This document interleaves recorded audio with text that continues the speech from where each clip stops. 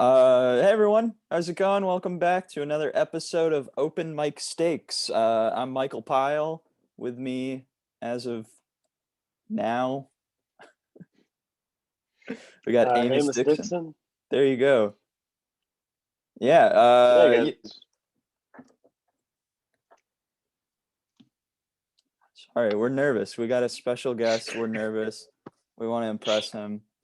Yeah, you guys know what the show is. We bring on comedians. We talk about the open mic scene and its ups and mostly its downs. Review sets, see how bits progress. It's a lot of fun. All right, yeah, today we got a special guest. You want to introduce him, Amos? Yeah, guys. Today we got Neel Ghosh. If you guys went to any of our Bruin Fest shows last year, you've seen him perform. He'll actually be playing that show today. You can also listen to his podcast, Pia 9, on any streaming service that you have access to. All right. All right, what's up, guys? Just a hot start to the podcast.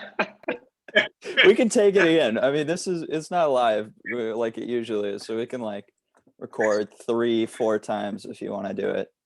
Let's like run through and then we'll just take it again. I love it, dude. I love the rawness. Like there's nothing like trying to host something with a delay on Zoom. So it's Michael's like, and here we have, and then you both say something at the same time. Thank you so much for having me. Yeah, totally. Man, our pleasure. So, of course. So Neel, we had him, headline one of our shows. I think Pippa invited you. Is that right? Yeah, I think I Brandon Wardell was headlining. But I did like a feature. Yeah, feature set before him. Pippa had me on.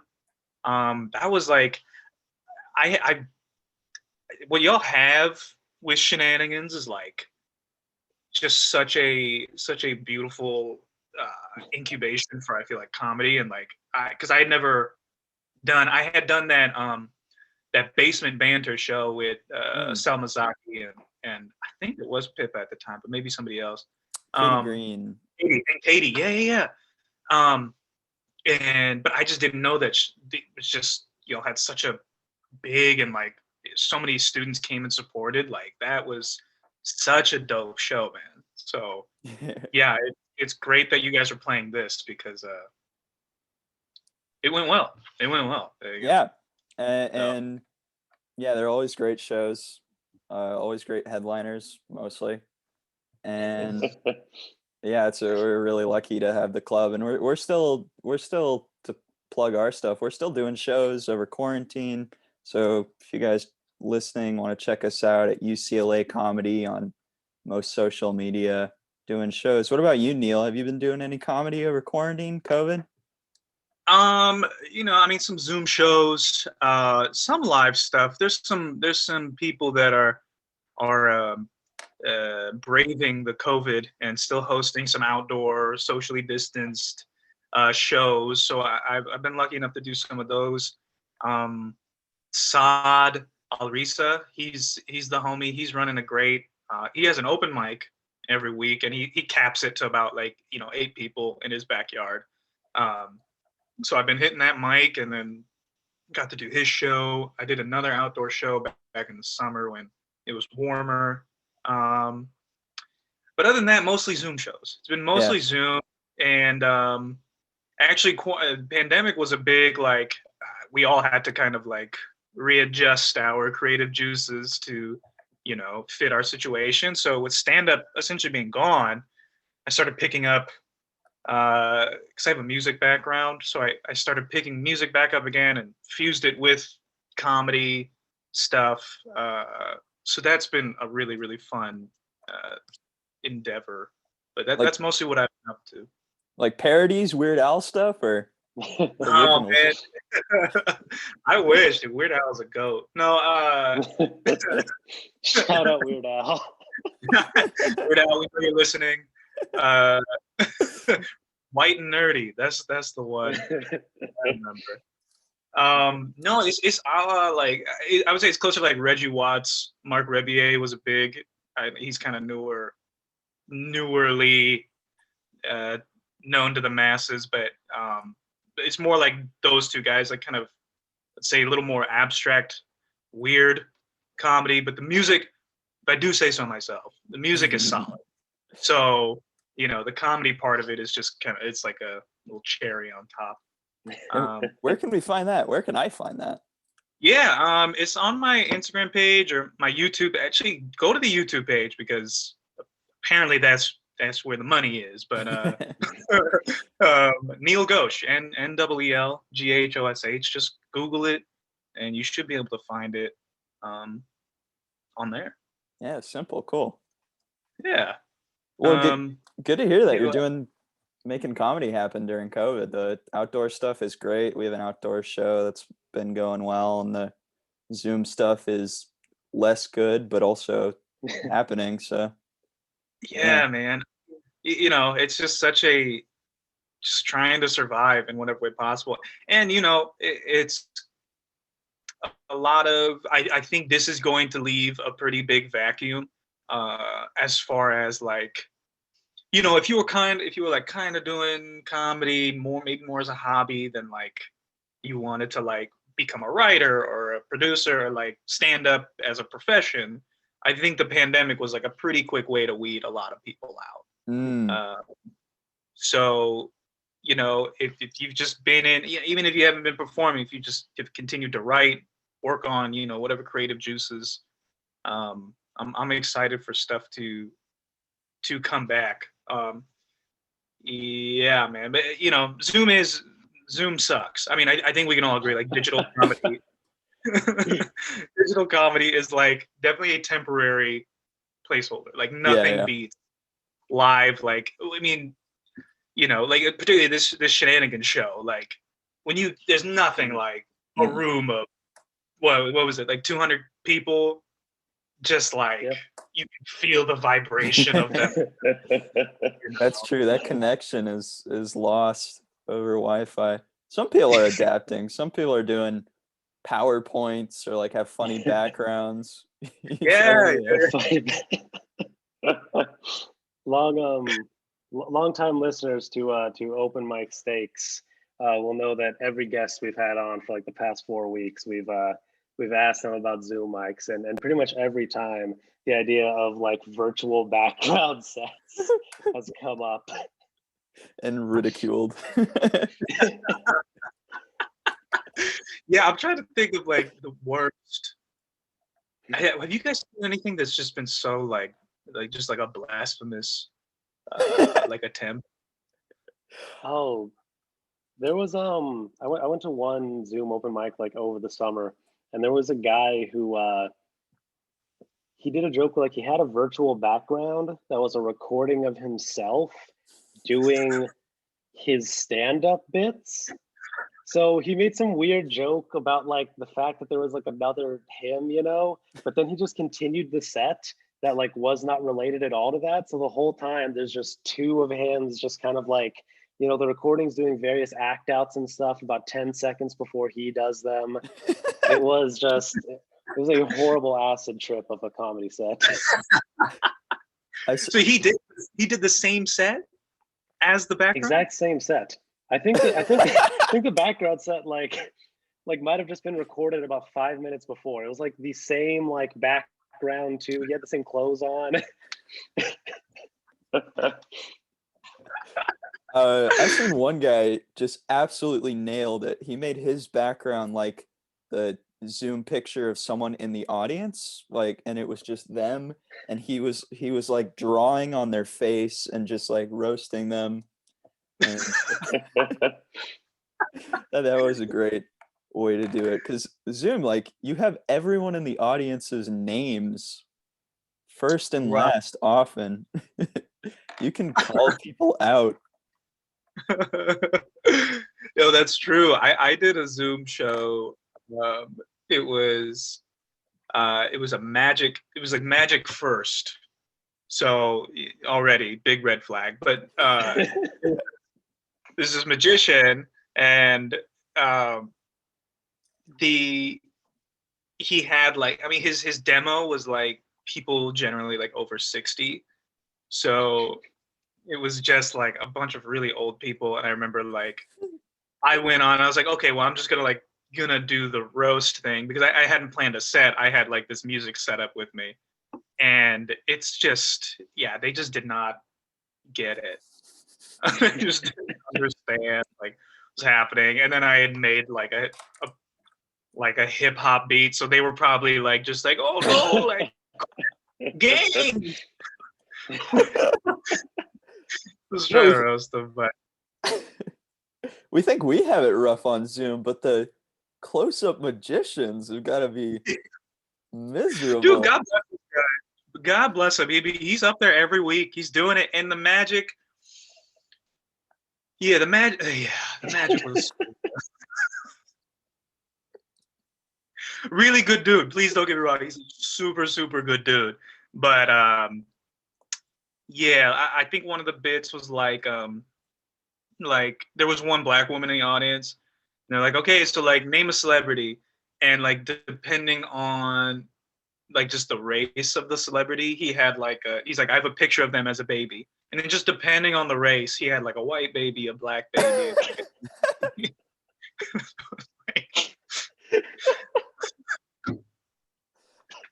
And is that sorry, go ahead, Michael. and that was a trick? That was a he was like, the magician never revealed.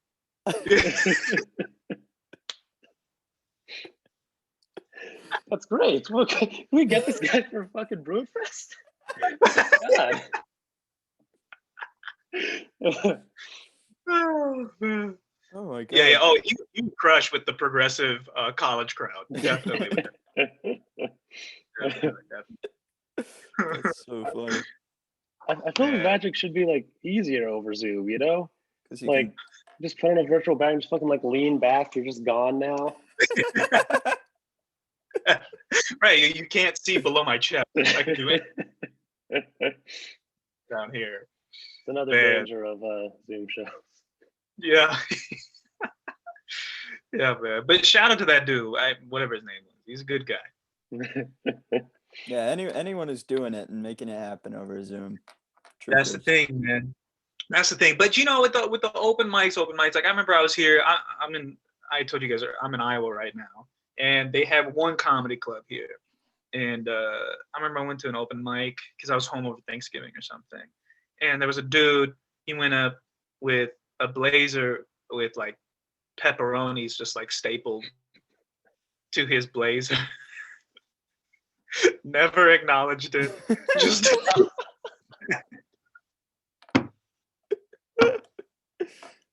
like there's nothing better than that.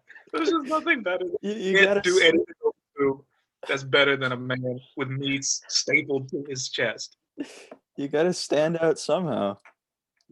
Are these supposed to be examples of like bad Zoom comedians? These guys sound great. This sounds so much better than like anything I've written in the past 6 months. Amos just has a whiteboard. He's like, new set ideas. Baloney. Baloney, magic, racism.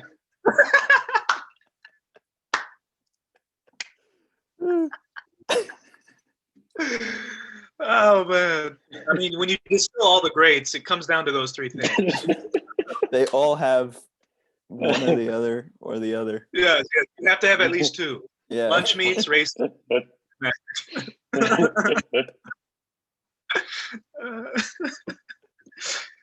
man. Dude, Steve Martin's salami Asian people, so good. And he never actually said salami. He said it the much more racist way. That if you're listening, you're putting it together in your brain right now.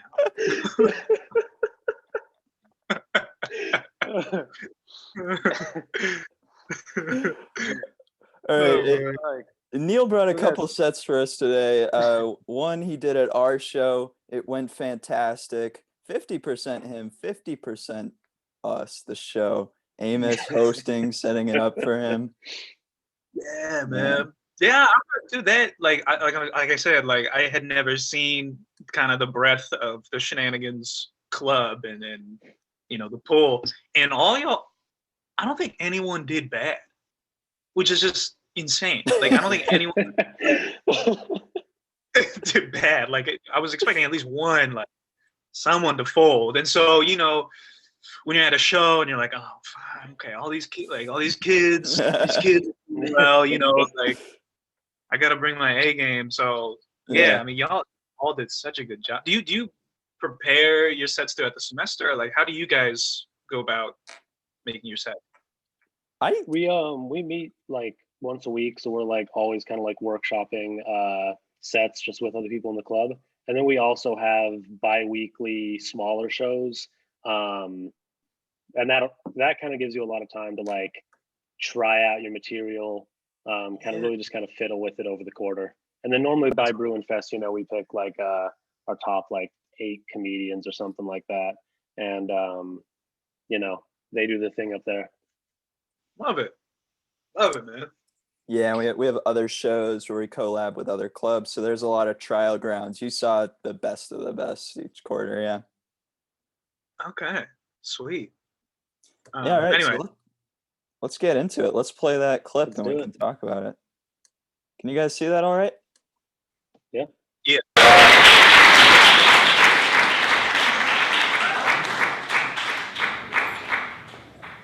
Give it up for Amos, everybody. We requested the stool. It's a prop. I'm gonna Gallagher you guys halfway through the set. How we doing? Good? Surprised we got laughs, but I bet nobody knows who you were talking about. I do not get that joke. Y'all don't know Gallagher? Oh, what is that? Okay, so Gallagher is a phenomenon in comedy. He's a comedian that will go up on stage and he watermelons. Okay, yeah. He would like just like punch cakes, and so a big part of his show was sitting in the front and having like a poncho to guard you from it. And this dude made millions of dollars doing this throughout the 80s and the 90s. Like it's my dad always talks about him. That's right. Yeah. Wow. I've been in the back the entire time. The students have been crushing it. It's dope. Give it up for them. Yeah. You guys are mad agreeable. This is cool. Amos was like, all right, and if you've been to high school.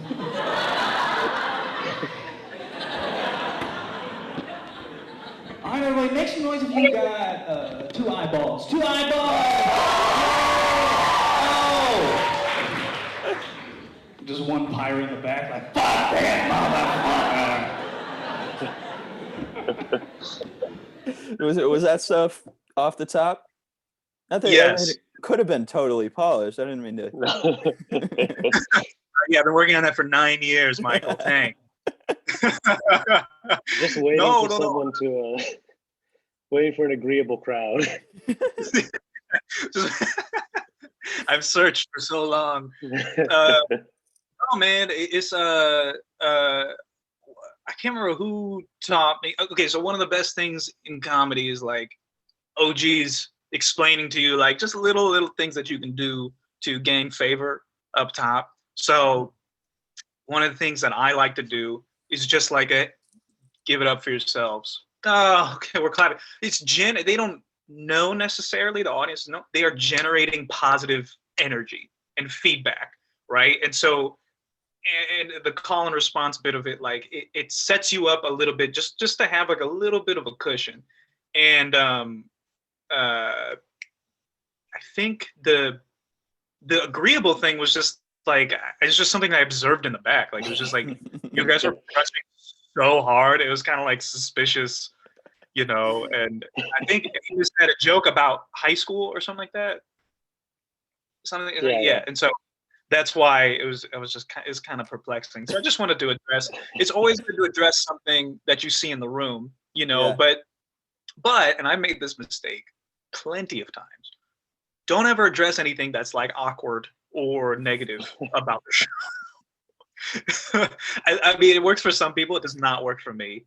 But yeah, just addressing like some of the positive things in the room. Give it up for your host. That's a huge thing to do to start off with. Like, just generate as much positive feedback as you can before you even start your set, so that subconsciously the audience is like, okay, yeah, this guy's here, he's present, we like.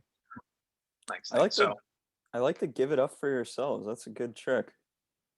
Yeah, we had one. It works. Yeah.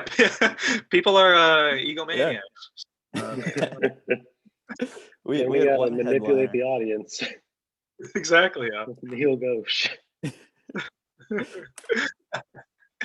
Yeah, welcome to my TED Talk. We had one headliner who opened his setup with like, wow, that last comedian was so good. Like he was really good. And then he proceeded to disappoint all of them. So like, that guy was so much better than me. Yeah. You see that? You see how you're giving off a defeated, like, negative energy right away. You want to avoid that at all costs. Yeah. I hate the band Third Eye Blind. Mostly because as a Hindu, that's my worst nightmare.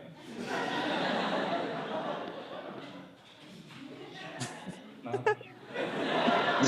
That is my most structurally sound joke. So if you don't understand that joke, your third eye must have astigmatism. I was looking at my naked body this morning in the mirror. Anybody else? All right. Now the agreeable think I look weird. I realized today that I have the body of Kermit the Frog. You know, like thin arms, thin legs, no nipples or genitals. That's right, no nipples or genitals, just a cinnamon mannequin underneath all this. No nipples or genitals. Think about my body a lot. Like I wanted to be in the NBA growing up, which, if you look at me, it's bad. My theory is that my knees gave out first. I actually have this theory that I think all Indians have really shitty knees. I didn't stand a chance. My knees are so soft, man. My knees are made out of naan bread and cardamom. Like, you know when they say something's cool if it's the bee's knees? Well, even the bee's knees are stronger than Rajiv's knees. It's more of a limerick. Y'all ever wonder if the apostrophe in Birds, Bees is a contraction or possessive?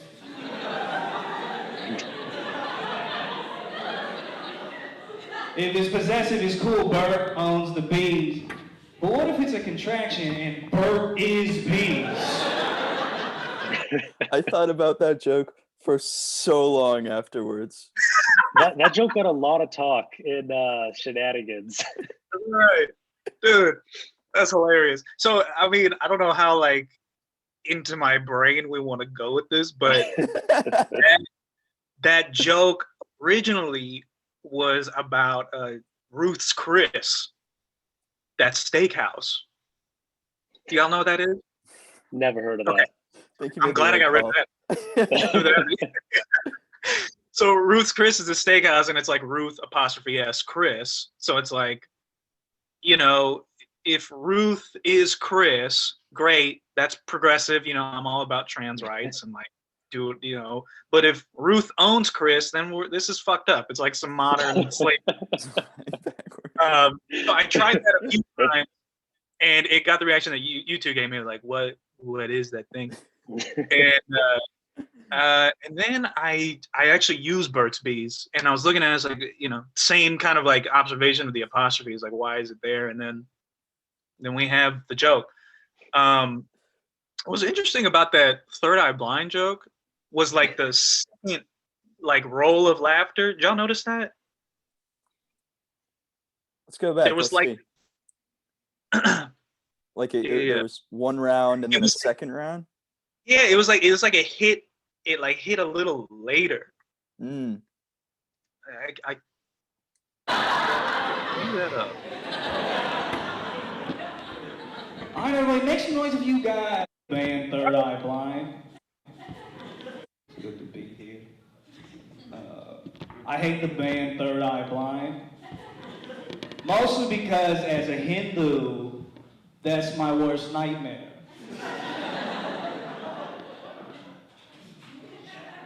No? That is my most structurally sound joke. So if you don't understand that Got a joke, lot of Yeah, that was interesting. I mean, you milked it. You drew it out, and with the no, you didn't like it. Yeah, it's just so odd. Like, because there was a group of, I think there was like a group of Indians, and that's what I was like pointing to specifically. Oh. If y'all don't like it, then no one's gonna. Well, so Anyway, I was curious. It was very weird. I love the structurally sound line. Not sure if you usually do that, but that one really got me. Oh yeah. That's always in there just in case. In case it doesn't work like it did, and then I can kind of mitigate it. yeah, can we just have a used life? I was born and raised in Iowa, obviously. Yeah, we just had our caucus, or as we're calling it, Firefest 2020. Yeah. It's crazy, man. My parents immigrated from India. Super topical and too. That was claps for the Yeah. the caucus. They were in it. I wrote that shit that day. I Yeah, remember. it's a good one. I think it happened that day. Yeah, probably. It wasn't like, yeah. Yeah, I don't know. And actually the I think I wrote a tag that I forgot to do. But something about Pete Buttigieg. Maybe I did do it. I don't remember, but I think you did actually. yeah, I think that maybe I did do that. But it's like yeah, man, anytime you can find a joke that is like this is in my brain, this is like how you build a set. It's like, so you have kind of your baseline structure of like, so I have just like big topics written out, right? Like third eye blind joke. Because I always like to start with a one-liner just to be like, okay, this guy can write a joke, right? And then I have like this Iowa chunk, right? And so within that, where can I find things that, I just wrote this joke about the caucus. Where can I put that into this bigger chunk? And then slowly over time, you end up building a little bit of a bigger bit. So anyway, you. Do you have that same approach? Like, I don't know. Say you have you're in a show or an open mic where you have a 3-minute slot instead of 10-minute. Do you have a similar approach like this?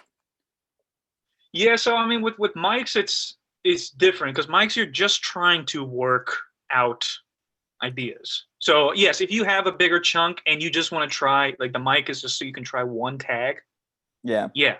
You do the whole thing and you try the one tag.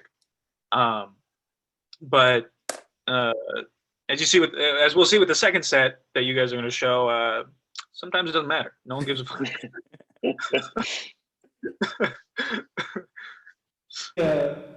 To Iowa. Why? Was there a deal on kayak? Just don't get me wrong, I love being from Iowa, but it's just a weird decision to me. It's like going into an ice cream shop with 50 flavors and being like, oh, chocolate chip, Rocky Road. Yeah, can we just have a used library card? It's crazy, man. My dad immigrated here when he was 26 years old. And I'm 26 years old now. So it's crazy to see how in one generation you have the potential to ruin everything. You understand? Like, my dad studied the human anatomy and cancer research for over 10 years. He came to America, had me, and I studied jazz saxophone for 10 years. No one listens to jazz anymore. The only people that listen to jazz music are elevators. It's crazy. It's just crazy to me, man. He would tell me stories about being in Iowa in the early 90s, the only brown man. He would tell me stories about, like, ignorant white people would call him the N-word. It's crazy. One generation, man. It's just so crazy. Now ignorant white people call me Omar from House of Highlights. It's just different. Man. I don't think we knew the reference.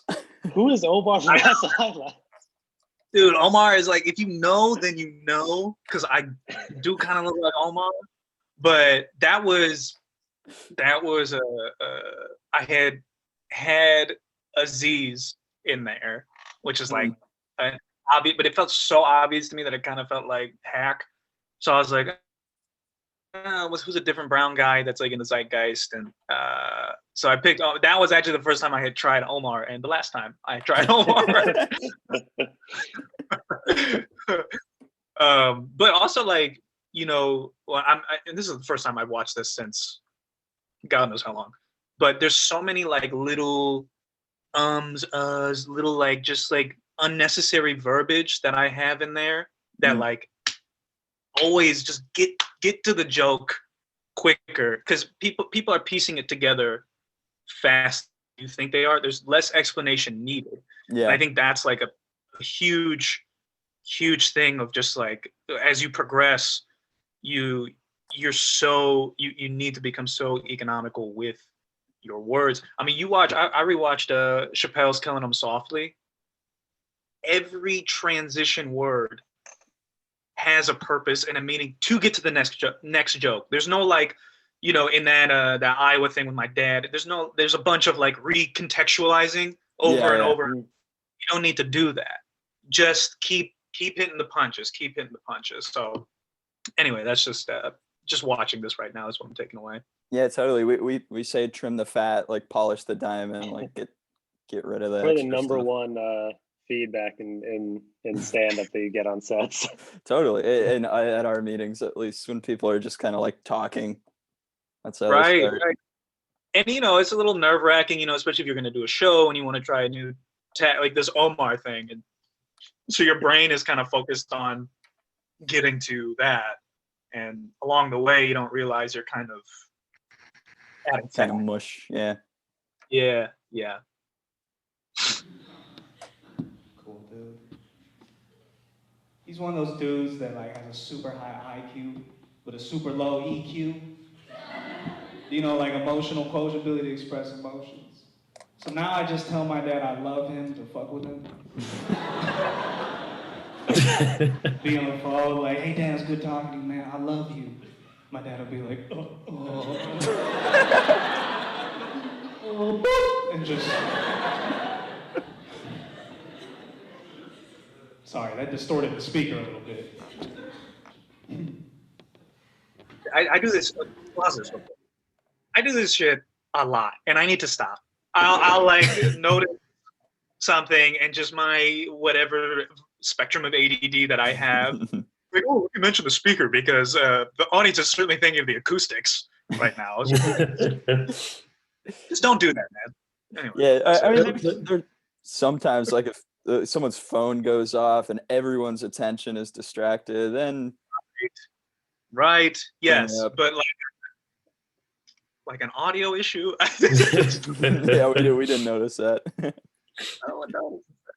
There was a basement banter show I went to where like one of the first comedians up like did something like that where they like noticed like a pipe making noise or something. Like there's just some like minor thing like that they noticed and like said something about in their set, you know. And then like the host made a joke about it. And then for the rest of the show, every comedian who went up like made like a joke reference to this like random like leaking pipe.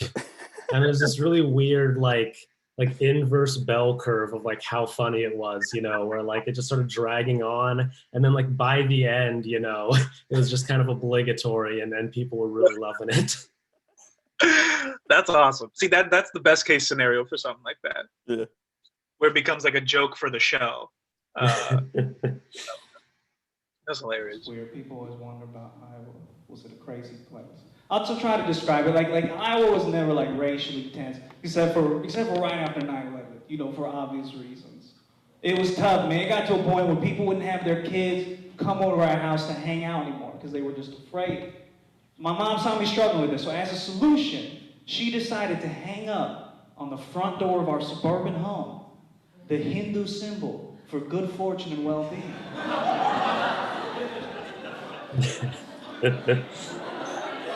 Which, if you don't know, is in the shape of a swastika. A swastika. You know how confusing that must have been for our neighbors?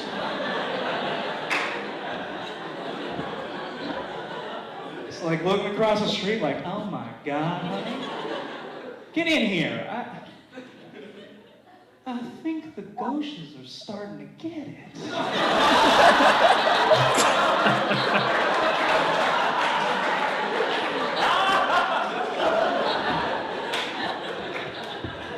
That one killed. That one's so good. Man, that's like the third. That's one of those jokes, man. Like where like comedy is. I had this another OG. Great tip. Azhar Usman. He's this comic in Chicago. He opened for Chappelle for like a long time, but he came to a show that I was doing, and he saw me do that bit, and he was like, "Listen, man, comedy's a jungle, and occasionally you find a mango. That's a mango of a joke, and that's why you do it, is to just keep finding different mangoes." Like that bit is I love it to death because it's true.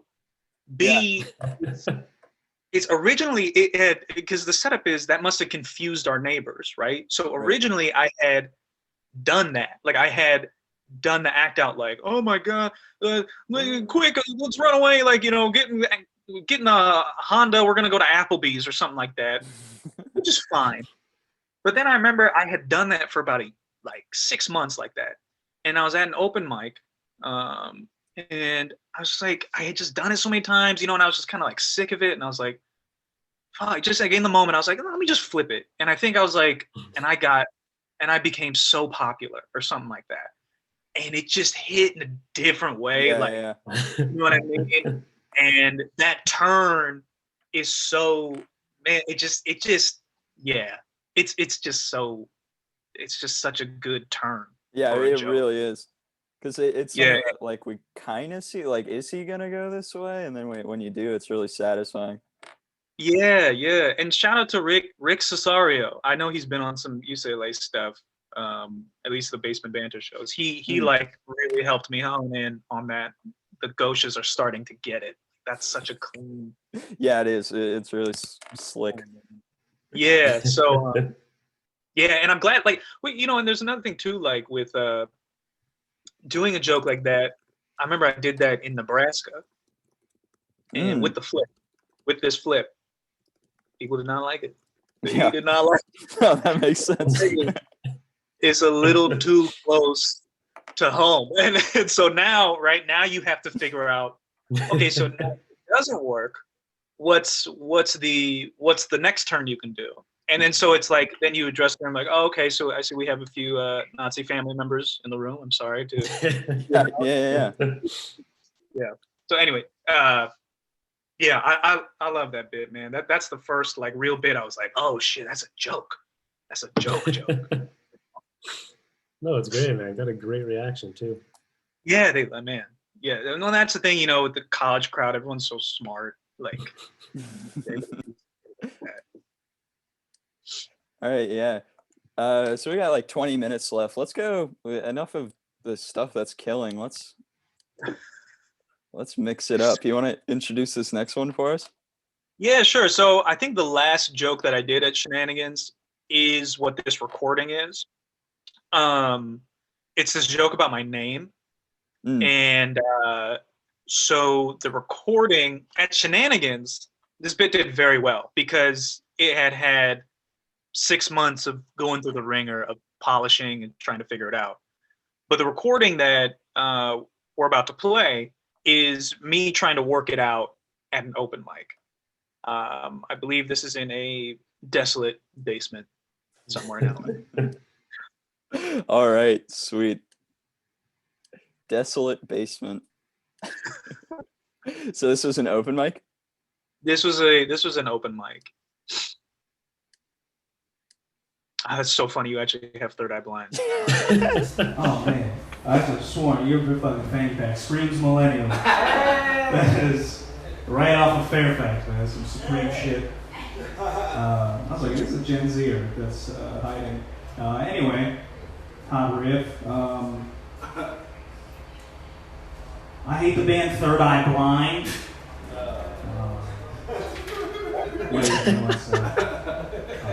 I hate the band Third Eye Blind. And mostly because, as a Hindu, that's my worst nightmare. Hey, that one did okay. That at an open mic, that's like an applause break. Yeah. So, yeah, but you could even see like this. I kind of stumbled on the setup. I had to reset it. You know, we're talking about trimming the fat. Right. Gotta just get to it. I feel like even aside from like joke structure, for some reason that crowd had like a strong reaction to someone dissing Third Eye Blind. I heard a couple like, oh, like yeah, that was I couldn't tell if they were kind of groaning and agreeing with you, or they were like, how dare he talk about Third Eye Blind like that? Yeah, the basis for Third Eye Blind was trying comedy. Oh man, yeah. Listen, you know, sometimes you just really hit people where it hurts. Yeah, I in the third eye.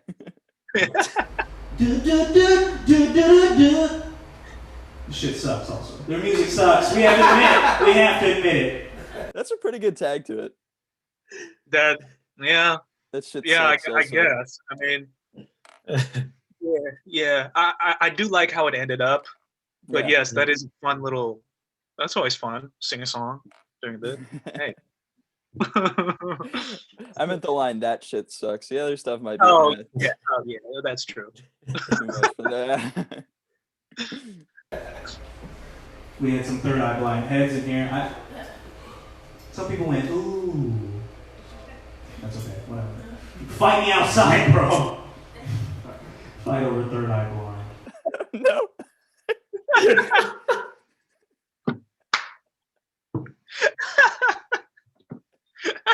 So, you know, addressing the room. Yeah, I mean they did. What? Who's this guy that groaned? That could have been the entire set, just asking him why. What do you have this allegiance to a band from 2003 for?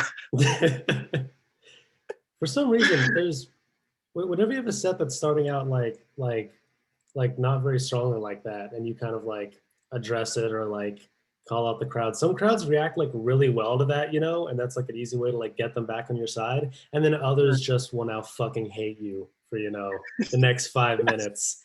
Let's see which one this is. Like, don't talk to us. Keep performing.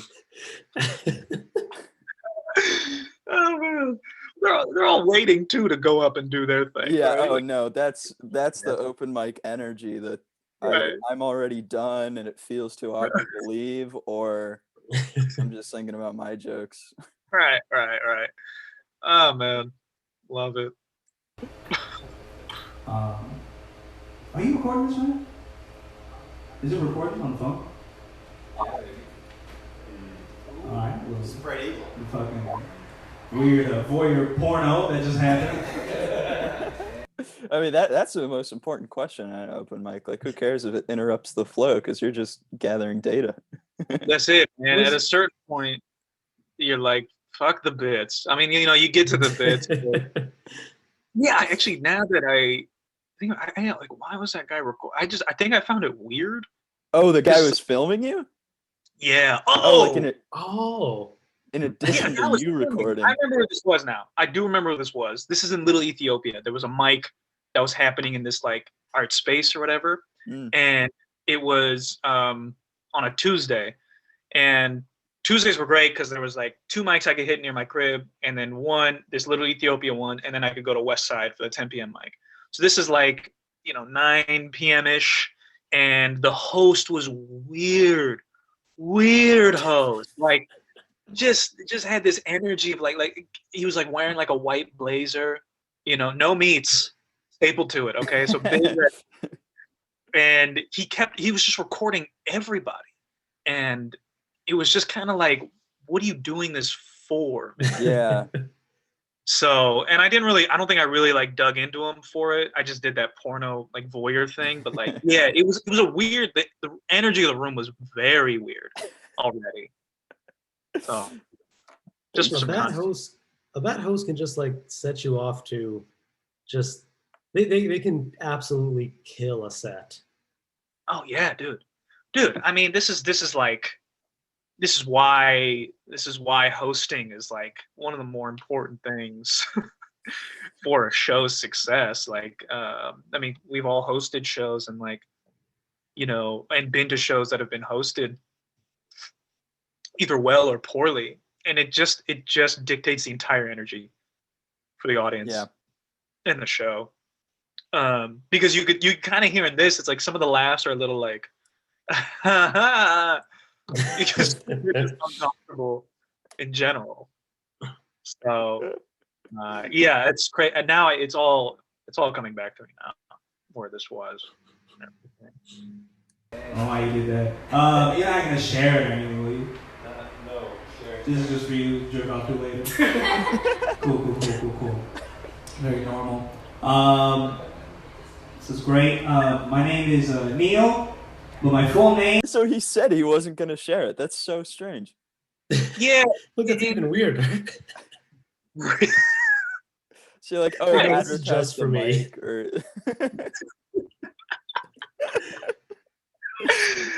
Dude, this cat. Well, that's the thing. It was like you're recording without our permission. B, it's an open mic, so we're trying to work on our set, and you are going to potentially just put it out on the internet. And it's like, yeah, more likely than not, no one's gonna see it. But there's just like something about the principle of it. It's like don't just don't do that, bro. Like, why do you shit out? Yeah, like no one. We're all here to just work our stuff out. Like nobody is here to like record and possibly have it be seen somewhere. Again, this dude was also just had like a really shitty energy, so like it played into us kind of all hating him. Name is Niladri, which in Bengali means blue mountain. And ladies and gentlemen, I don't know what the fuck that means. What is blue mountain? What is that? What the fuck is going on here? Okay, what is this? An Old Spice flavor? Like some weird like nickname for God? Like Blue Mountain sounds like a sex position where I don't get to come. Yo, man, how'd that day go last night? Man, fucking Blue Mountain, you know what I'm saying? Stonewalled again. That's stupid. I don't know. I just, cause like my sister's name is Tanaya, which in Bengali means daughter of mine. Just so fucking tender compared to Blue Mountain. You know what I mean? Like that means like my sister was born. My parents were like, oh, let's name her after something she'll know no matter what. We'll love and take care of her for the rest of her life. And I was born, and my parents were like, yeah, let's name him after somewhere you have to climb to appreciate. Oh, word? You mean like a hill? No, let's do a mountain, the most treacherous form of dirt. Okay, well, why blue? Honestly, this baby makes me pretty sad. Blue Mountain is, I don't know, I wish like these people like... What's that? Could have been worse. Yeah. Those last couple. Do you have the shenanigans? I don't want to like go back, but it might be interesting to like compare. Yeah, no, totally. Ends of these bits, just to see like just how much of the fat you trim. It's got to be the last bit, probably like the last 2 minutes or something like that. I just disappear into a vortex of the chandelier.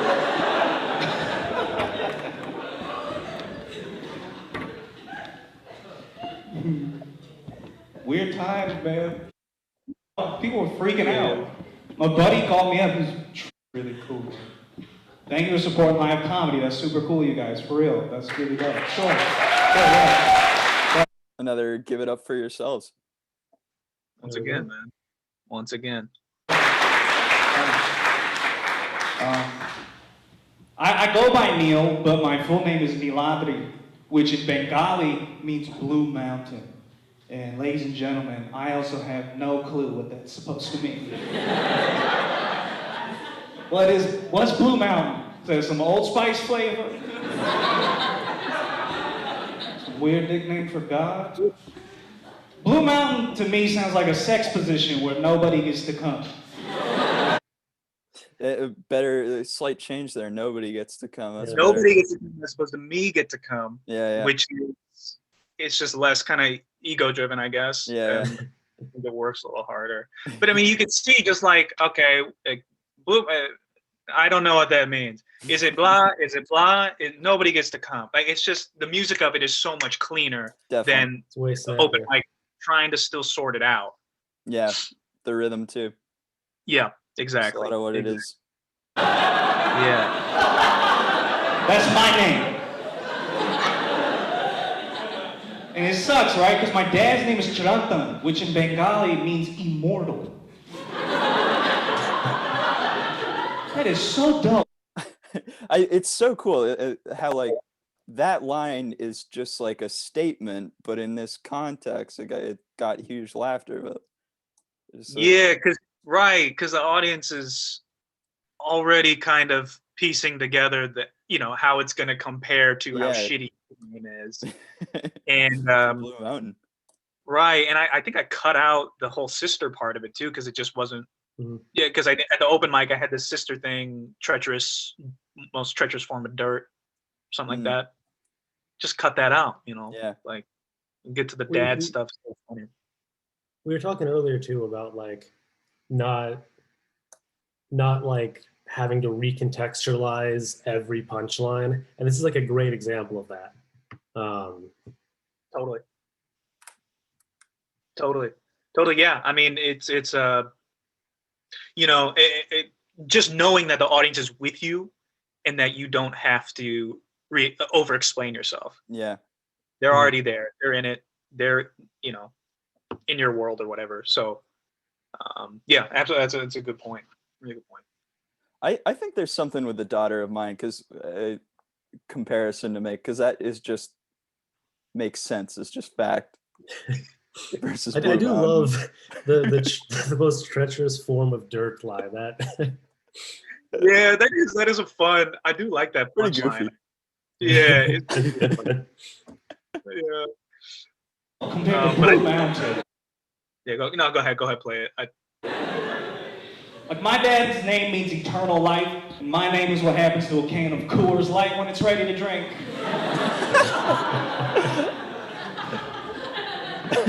That's awesome. Y'all want to learn how to say my name before I get out of here? Yeah, you guys know? Okay, all right. Just repeat after me, okay? All right. Neeladri.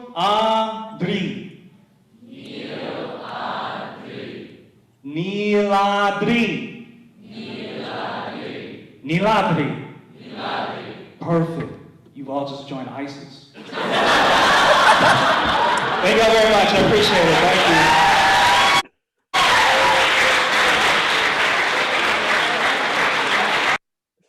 Amos. There's Amos. Yeah, there it is. Popped up. That was awesome. That audience interaction there at the end, and you totally set up for it. A great everything, dude. Because again, we're talking about kind of subconsciously getting the audience on your side. Participation, give it up for yourself. Anything where they feel like they're in on your act with you, is huge. And also, like, a big part of figuring out that bit was the conducting part. Yeah. Because so many people would just be like, it's particularly white people. I don't know why they just think, yeah, I get it. I know what it is. So just say it. Okay. Everyone's trying to say it full speed already. Like, whoa, where did that accent come from? Didn't need that part. So I'd be curious if we go back to the open mic real quick. I'm sorry, I'm just tossing it back and forth here. I think the end of it, I think I either tried to do that conducting thing. I'm just curious to see how it went. Me too. Like if they interacted with you at all, because you kind of like the bit couldn't go forward unless they did. So Right. I think, yeah. We'll Right. see. And again, just to talk about like how much you like polished it. We're talking about, you know, what we're listening to now, which is like a 4, maybe a little over 4 minute bit that in the Shenanigans show is like a minute and a half. Yes. And most of the Yeah. punchlines are still there. That's right. And then just like we were talking about, just trimming the fat, getting to the punchlines quicker, because at the end of the day, that's our job. Right. You know, get the people to laugh. And I think a big, I'm not really like a jokey. Like I do like to approach comedy from like how do I talk about my life in a way that's funny so that people understand who I am. Yeah. But I think when I started, and most bits start like this, you try to just come from the truth first and find the funny later. And so I think this is a good example of like, I'm just going through like just how I feel about it. And the punchlines are kind of, you know, treacherous form dirt, you know, there's some stuff, sex position, there's some stuff that's there, but you're really just trying to get the feeling. But at the end of the day, chop it down, get to the point, you know what I'm saying? And just get to the laughs, because that's the main crux of this whole job. Yeah. I like that process. I mean, the personal stuff and the truth is the point of comedy for me too. Yeah, you always got to start, and you know, particularly when you start out. When I started out, I was so concerned with like being at open mics and like, you know, it's a workplace in a way, and so you want your peers to like you want your peers to think that you're funny and all this stuff. That shit does not matter at all. Get in there, do your work, figure out what you need to say, get the truths out, listen back to recording. You will find punchlines that you can then insert and just build it out like that. So I'm curious to see where the rest of this hazardous open mic goes. Listening back to recordings, man, I have so much trouble with that. Even if it's going well for me on the video, I just like hate it. Buddy, me too. That is the hardest part. And of course, one of the most vital things to do. And you know, and there's a balance, right? Because you don't want to get so locked in, depending on your style, you don't want to get so locked in that you are like just recounting, you know what I'm saying? It'll take you out of the moment. Totally. But it's the balance between the two. I mean, and that just takes time. I don't think I listened back to a set for like my first year and a half. Yeah. 2 years. I just didn't like it. Yeah. That's why I like doing this show. I get to force people to do it and watch it. Just put people through it for about an hour. Exactly. You are my editing. You guys are gonna edit this for me. Really. All right, yeah, let's hear how the name bit goes. I don't know. I wish like these people are like, oh, Neel, I did such cool. What does it mean, man? It's literally a place that doesn't exist. Blue Mountain. My dad's name's Jonathan. Yeah, that whole line was extra fat, recontextualizing. Yeah. Don't need it. Which in Bengali means immortal. It's fucking dope, dude. And also the confidence of my third world grandparents to name their 10th kid immortal is that's just tight, you know. Meanwhile, Blue Mountain is what happens to a can of Coors Light when it's ready to drink. Sucks, dude. The connection you're making with a grandparents joke is like just slightly unclear, but I think it's like, and that's why I got axed. Yeah. Like it's one of those things that makes sense to me. You know, you're in a third world country, your kids die constantly. Right. So like, you know, that kind of confidence. But like we need to stay with the premise of immortal. Let's stick to this thing. Why is immortal better than mine? The whole thing is my name. It's not about my grandparents naming a thing immortal. So, and just the rhythm of it too. Adding that bit in there just didn't do anything, and you could see that the Coors Line joke didn't hit as hard because it taken ourselves out of the rhythm. Totally. It's hard when you think of like a funny line and having to remove it because it just doesn't fit. It's like not the point you're making. It's not the accordance with the whole. And it's been interesting. I've found there's been instances where you cut a line and then it has a place. You cut a joke and then it has a place in a joke you write later. Oh yeah, totally. So that's always kind of a nice, like nothing ever. You never throw away a joke, right? Because it always come back in some way. I love that. That's what always makes me feel like, I don't know, like a pro, like a worker. That I'm making this fit, making my funny thought work somewhere else. Yeah, totally, man. You guys, I don't know, man. I don't know. It can be cool. I suppose it's fun sometimes to be Neel. Like I remember in elementary school when they would take roll during class, and they would get to my name, and I would just see the substitute teacher just like start scrambling. Just taking roll like, Sean Gilbert here. Oh, I see you, Sean. How you doing, buddy? Good. Tracy Grinder here. Oh, Tracy. There you are, kid. How you doing?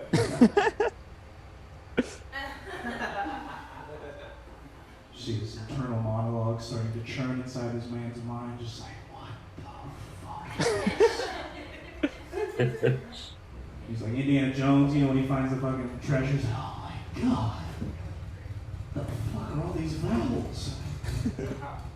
Come on, Kevin. Yeah, that one's a good premise, but you kind of left the first part of the bit like unfinished. Yes, exactly. And I think this substitute teacher name thing does have a place in the longer version of the Blue Mountain bit. Yeah. But I think at Shenanigans I had gotten the light, so I was like, okay, I need to just do like the quick, get to the name, saying the name bit. But yeah, I do like this chunk. This is like I think legitimately the first joke I ever wrote, and so that goes to the point again. Like it comes back around and it fits better now in this name chunk rather than just like a standalone. Right. Yeah. I'm still very curious to see if I did the call and response thing. Just say anything. Just say anything, otherwise you lose it for the entire day. It's that brown one too. Just go for anything. Just say anything. Neel Ardini Jihad. Like word, bro. Fucking Blue Mountain, you idiot. That's. Also, where'd Jihad come from? That's fucked up. You got the best reaction of the set with, like, I know it's that brown kid, and then immediately after, no fucking silence for the Jihad line.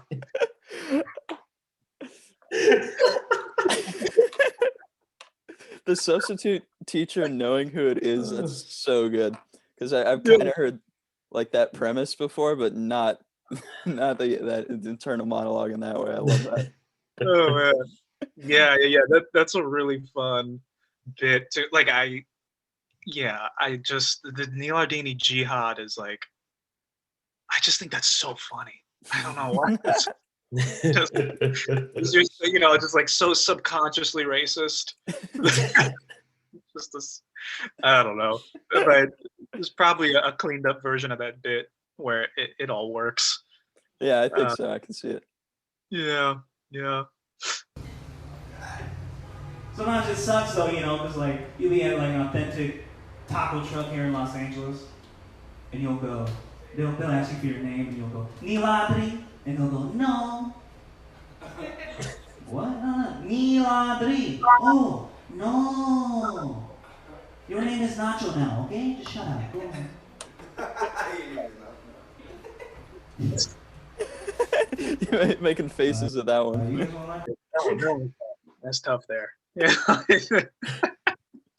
the reason that died. There's a reason that chunk went away. How to say my name? Yeah. Okay. You know. All right, just repeat after me, and I'll get off right after this.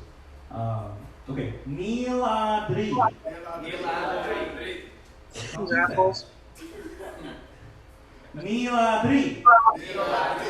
Neeladri. Perfect. You've all just joined ISIS. See you guys on Monday. You know, we got a lot of work to do. Go ahead.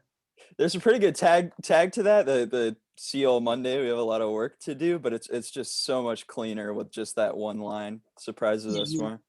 Right. Also, one guy laughed too hard at yeah. My guess is it was the host. My guess is it was that host. He was just excited. Yeah. Finally, a community I belong to. I mean, and he was also the guy that said it too fast, right? Which is why you add in the conducting. Yeah. You need that. Otherwise, assholes like that are just gonna. Yeah, it was kind of a jumble. Right. So, anyway, yeah. So I mean, that's from August to. I think the Shenanigans show was about a year ago in February. Yeah, I think that's right. So that's like a 6 month. Mm-hmm. Yeah, 6 month progression of that bit. And you know, like there are pieces of it that, you know, the substitute teacher thing. You know, the I think just the substitute teacher thing, maybe the sister thing, treacherous form of dirt. Those are in there, you know, if you have time, but you know, knowing the bit and knowing that I had to get off. Yeah. At Shenanigans, it was like, all right, well, let me just hit what I know are the two biggest punches, which is can of Coors Light, and you've all just joined ISIS. We have a lot of work to do is really funny, you know. Or see you all on Monday. Yeah. It's a good line. In there. But you know, it could work. It could work. What's crazy too is like just hearing all this back is like, it's like a different. It's like, can you even do this material anymore? Like it just feels it's authentic to who I am, but it just feels like we've all kind of changed and evolved so much in the past year with the pandemic. It's like you almost don't want to return. I feel like if you're someone who looks back and like listens to stand-up that you did over a year ago and you're like, hell yeah, then you're a fucking psychopath. No, dude, freshman, sophomore, that was my heyday, man. Those were my glory. God, take me back.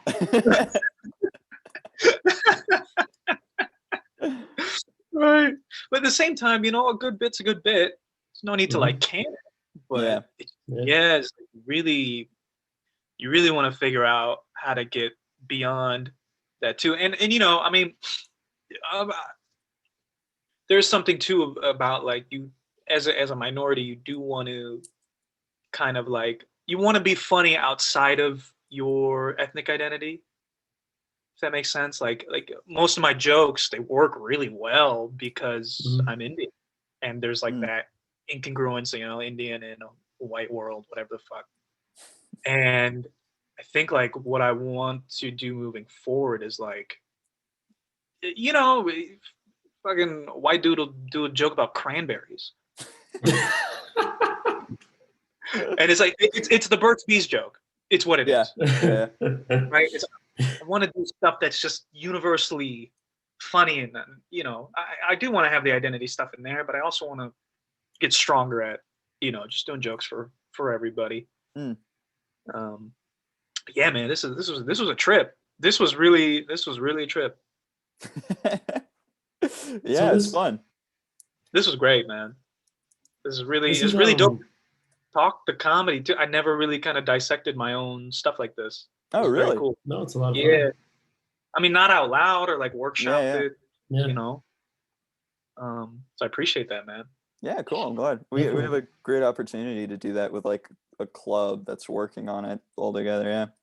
Right, right. And that's like the most vital. I would say most of the best punchlines I've gotten, most of the best advice I've gotten is from the community, like the comedy community that I built, you know, just from like people that you rock with and that rock with you. Like that'll get you further than anything. Any opportunity I've gotten is from a friend of a friend of another. You know, the only reason Totally. Pippa knows me is because I'm friends with Salma and Katie. Right. You know what I'm saying? And that's Yeah. that's the main. That's my favorite part about comedy is like just the people that you meet. You would not. I would do. There are people that I'm friends with in comedy that I would never meet in a corporate setting. Never. Yeah, they wouldn't be allowed.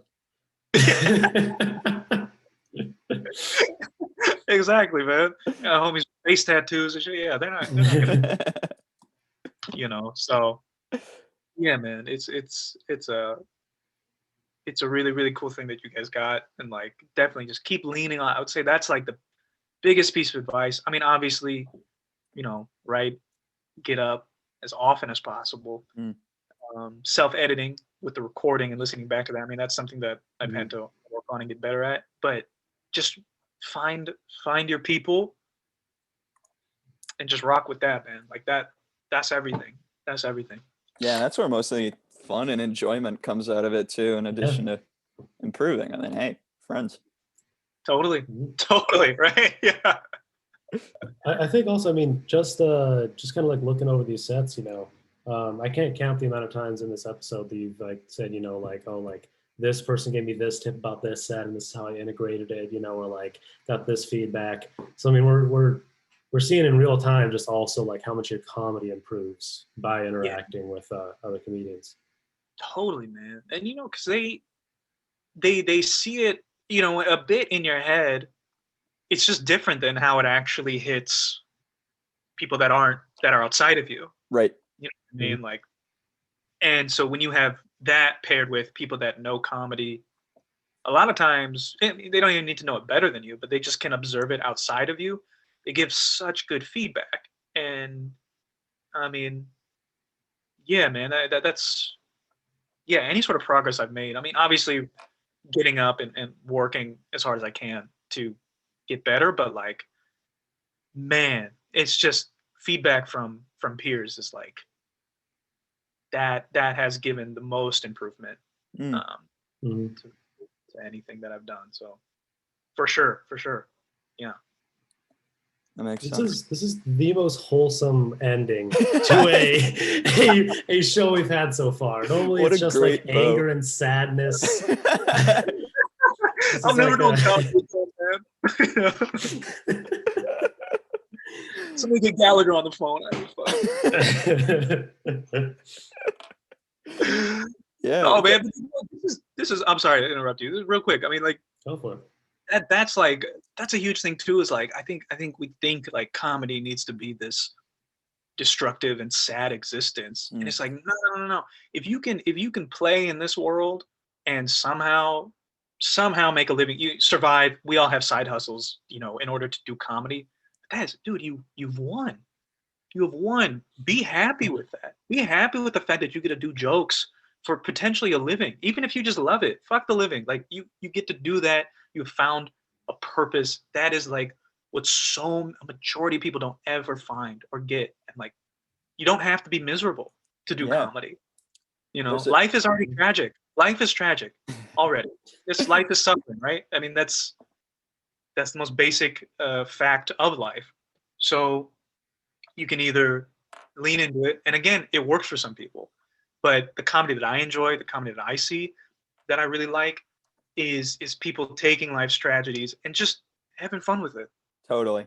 There's that perception of like suffering for your art and like comedians as cynics, but it's like the people who are having fun, the ones that are the most fun to watch. Yeah, and you know, again, with like the audience kind of psychology of it, you see somebody having fun, you mirror that. Totally. You always take on kind of what is being given off on the stage. So, you know, I've had sets where like, I mean, the open mic that we just listened to, like, that's me kind of pissed that I've had to sit in this host being a dick. And so you could see at the end, I'm just like, right? And so the Yeah. audience is about it because they can see that that's how you feel. Right. So, another wholesome point to end on, man. So Yeah. Oh man, this was great, Neil. Thanks for coming on, man. You're a great guest. Really appreciate it. Yeah. man, thank you Again, guys. Pia 9 podcast, every streaming service under the sun. Find it, baby, and hit me on YouTube, Neel Yeah. Ghosh. Get these looping videos popping off. Totally. All right. Yeah. Ending plugs. If you're listening to this on UCLA radio, keep listening to UCLA radio. Every 9 p.m. is the comedy hour. We got some great comedy shows, and yeah, our show's Monday at 9. And follow Shenanigans. Neel Ghosh is great. Everything. Appreciate you guys. Yeah.